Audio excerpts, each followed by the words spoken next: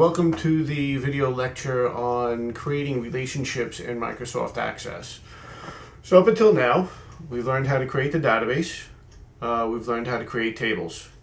So now the next part of this, and we talked about this in chapter 4, is referential integrity. Right? So when we're creating the tables, we've done our entity integrity by saying things are required. We'll talk about domain integrity in another video. And now we're going to talk about referential integrity. In other words, how do we tell the database to ensure foreign key values between tables to ensure relationships. So the way we do that is up on top, right? We have our file, our home, our create, our external data, and our database tools tabs. We're going to click on database tools. When we click on database tools, there is a button for relationships, right? So we're going to click on relationships, which brings us to a dialog box that asks us to show tables. So here are the tables that we've created: enrollment, offering, and student. You can click add, and that'll bring it over. You can double click the table. Double clicking is my favorite way of doing it. And as you double click, they will appear. If you double click it a second time, it will be aliased a second time. So we can delete that just as easily. All right, so for now, we have all our tables in that we need. We click close.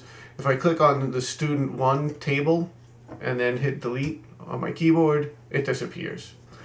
So now what we want to do is we want to set up the relationship between student, enrollment, and offering.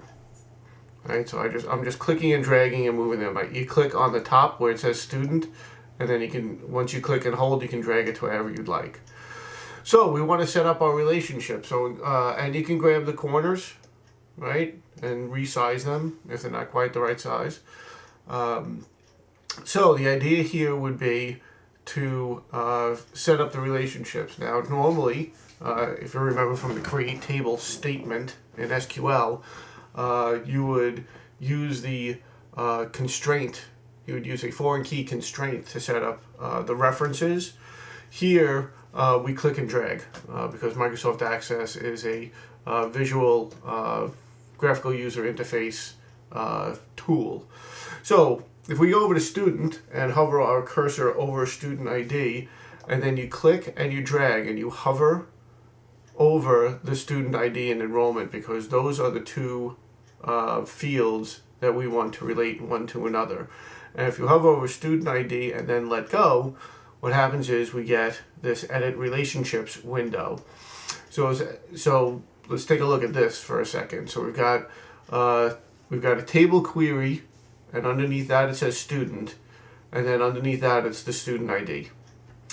Then we see related table query, we see enrollment, and we see student ID. So it knows that it already knows, for instance, that student is the parent, or has to be the parent, because the student ID by itself is the primary key in student. So that has to be the parent table. So it's showing that these are the two fields that it's going to relate. On the bottom of this dialog box is where you see the enforce referential integrity. And this is where you check that off, because that's going to say that I can only have student IDs in the student ID field in the enrollment table that exist in the student table. Okay, this is the restrict rule. Now, if we go back to referential integrity, where there were 3 rules. So the very first one, or the basic one, was the restrict rule, and that basically says that if I've used that student ID in the enrollment table, right? So now I have a record in the enrollment table associated with a particular student. Since that record exists, the restrict rule is going to stop me from deleting that particular student because they have an enrollment record. This is going to prevent me from creating what are known as orphaned records in the enrollment table. So if I had student ID 10, and in the enrollment table I had student ID 10, clicking enforce referential integrity stops me from ever deleting that. at the same time, it prevents me from going into the enrollment table and putting in a student ID of 50 if that student ID doesn't exist in the student table. So if I only have 15 students, the student ID would have only incremented up to 15.